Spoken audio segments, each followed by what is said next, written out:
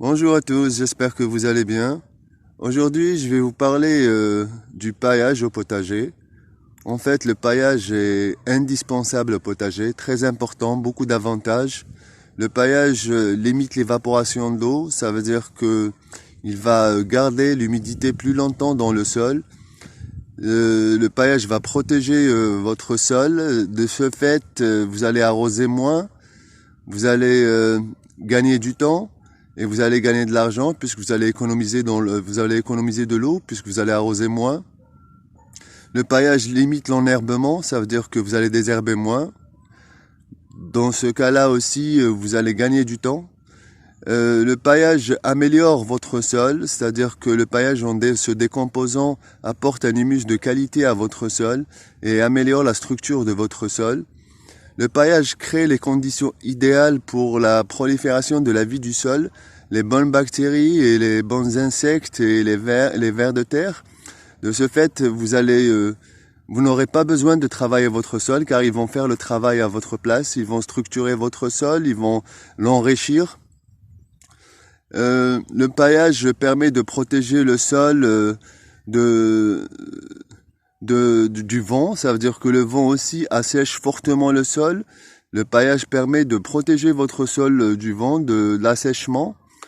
Et le paillage, en fait, est indispensable au potager.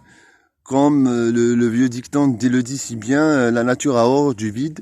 Quand on s'inspire de la nature, quand on va observer la nature ne laisse jamais des zones vides. À chaque fois qu'il y a la terre libre, la nature la nature la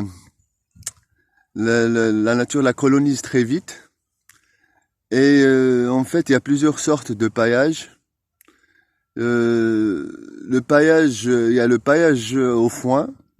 Le foin, c'est un très très bon paillage car il est équilibré entre les matières fraîches et les matières brunes, les matières sèches. Ça veut dire que l'apport carbone, azote est très bon dans le foin. Mais le foin, d'un autre côté, comme il est plein de graines, le foin provoque un enherbement, un enherbement important des graminées.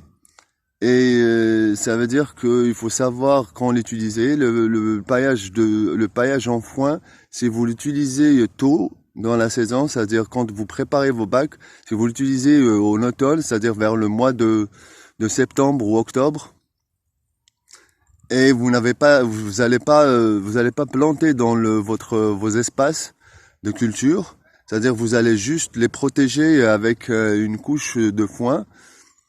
Vous allez avoir, c'est-à-dire que le foin, avec le temps, il va y avoir beaucoup, il va y avoir énormément de pousses de graminées dessus.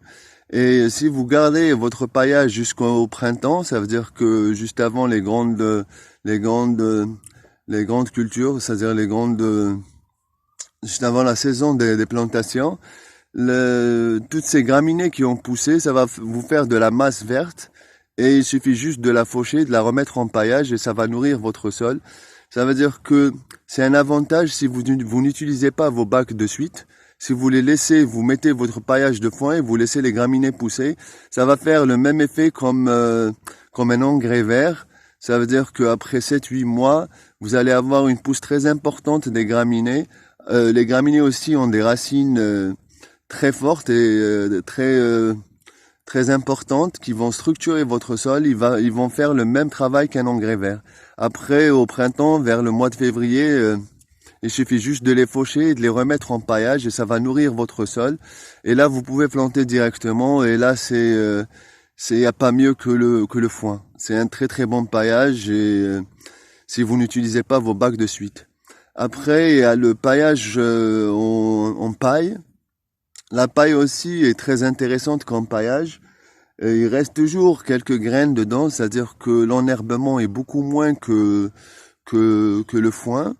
Mais il y en a quand même quelques pousses de graminées dedans, mais c'est pas méchant. La paille, en fait, c'est essentiellement de la matière sèche, c'est essentiellement de la matière carbonée. Ça veut dire que la paille Et c'est un très bon isolant, ça veut dire que c'est un très très bon paillage. Et vous pouvez planter de suite, ça ne pose pas de problème. C'est-à-dire si vous mettez un bon paillage de paille, vous pouvez planter de suite sans aucun problème. L'enherbement ne va pas être très important. Mais le paillage, c'est-à-dire en paille, ça marche pas tout seul. Il faut vraiment faut apporter de l'azote, c'est-à-dire pour qu'elle soit vraiment, pour que votre espace de culture soit équilibré entre azote et carbone. Il faut toujours réfléchir comme ça, c'est-à-dire matière sèche et matière fraîche, ou la matière azotée, ou matière azotée avec matière carbonée.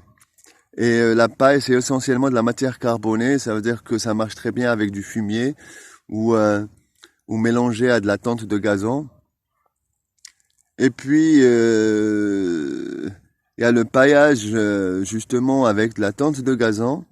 Le paillage exclusivement avec de la tente de gazon, moi je le déconseille fortement, car la tente de gazon, après qu'elle est séchée, elle va former comme un, comme un voile isolant, vraiment presque imperméable, et elle a tendance à asphyxier le sol. La tente de gazon est très bien si vous la mélangez avec de la paille en petite quantité. La tente de gazon est très bien aussi dans le compost, car elle monte très vite en température. Il suffit juste de l'humidifier. Et si elle monte en température, ça veut dire que elle va créer les conditions idéales pour les bonnes bactéries et les bons champignons pour qu'ils s'installent dans votre compost, et vous allez avoir un compost de qualité. Ça marche pas tout seul, il faut toujours la mélanger avec de la matière carbonée, parce que la tente de gazon, c'est très riche en azote, c'est de la matière fraîche.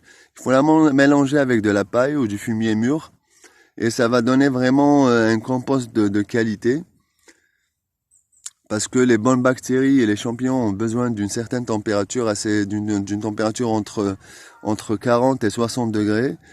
Et ensuite, il y a le paillage avec les feuilles mortes. C'est un bon paillage car ça va apporter un humus de forêt, un humus de qualité. Mais le problème avec les feuilles mortes, dès qu'il y a un peu de vent, ça s'envole. Alors, si vous paillez avec des feuilles mortes, il vaut mieux mettre quelque chose dessus pour qu'elles s'envolent pas. Moi, je mets des feuilles de palmier pour les tenir en place. Et les feuilles mortes, c'est un très bon paillage. Vous pouvez planter de suite, il n'y a pas d'enherbement, mais c'est juste qu'elles s'envolent avec le vent, et vous allez vous retrouver très vite sans paillage, parce que le vent a tendance à les sécher et en plus, et après il va les faire s'envoler partout, et il faut les tenir. Il faut mettre du branchage dessus. Si vous mettez du branchage, ça va être difficile de planter. Ça veut dire que les feuilles mortes sont bien si vous plantez pas de suite. Vous les mettez, vous les laissez se décomposer. Ils vont améliorer votre terre.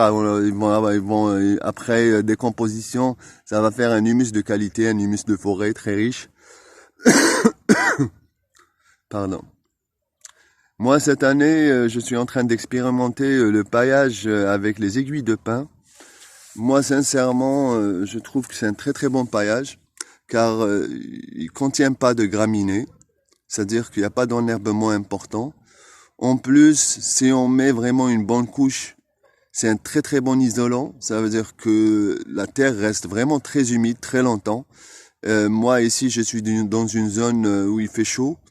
Ça tient vraiment l'humidité dans le sol. En plus, c'est-à-dire que en se décomposant, ça apporte un humus forestier, c'est-à-dire un humus de très très grande qualité. Et là, quand vous ramassez vos aiguilles de pin, il faut essayer de prendre un peu de terre de surface avec, pour que vous ayez vraiment des bactéries, des champignons qui ont cette capacité de décomposer les aiguilles de pin dans vos espaces de culture. Ça veut dire que vous allez enrichir encore la biodiversité dans vos espaces de culture en apportant un peu de terre. Malgré que on dit que les aiguilles de pin ont tendance à acidifier le sol, ça c'est des idées reçues. En fait, les aiguilles de pin fraîches, encore vertes, qui ont tendance à acidifier le sol, mais les aiguilles de pin sèches, c'est que du carbone, quoi. Justement, ça n'acidifie en rien votre sol. Moi, je suis en train de faire des expériences. Si vous voyez là, au bout du bac, j'ai planté des fèves et ça pousse sans problème. Même là, au milieu, il y a Il y a de l'ail qui pousse aussi au milieu des aiguilles de pin sans problème. Mais les aiguilles de pin, moi sincèrement, je m'y intéresse de plus en plus car ça facilite vraiment les choses et ça apporte tout ce qu'on attend d'un paillage. Ça veut dire que laisser le sol humide et le sol humide, un sol humide, ça veut dire que c'est un sol très vivant car un sol humide, c'est les conditions idéales pour la vie du sol, pour qu'elle prospère, pour qu'elle fasse son travail à votre place. Elle va structurer votre sol. Elle va, elle va améliorer la richesse de votre sol, elle va enrichir votre sol. Et en plus, il n'y a pas d'enherbement et en se décomposant, ça améliore vraiment beaucoup le sol car ça a créé un humus de qualité, de très grande qualité. Et là, moi cette année, je le conseille fortement, quoi. Pour moi, c'est une découverte. C'est la première fois que j'essaye les aiguilles de pin et pour moi, vraiment, c'est une découverte. Voilà, je crois que on a fait le tour. Je vous dis à très bientôt. J'espère que cette vidéo va vous être utile et portez-vous bien. Au revoir.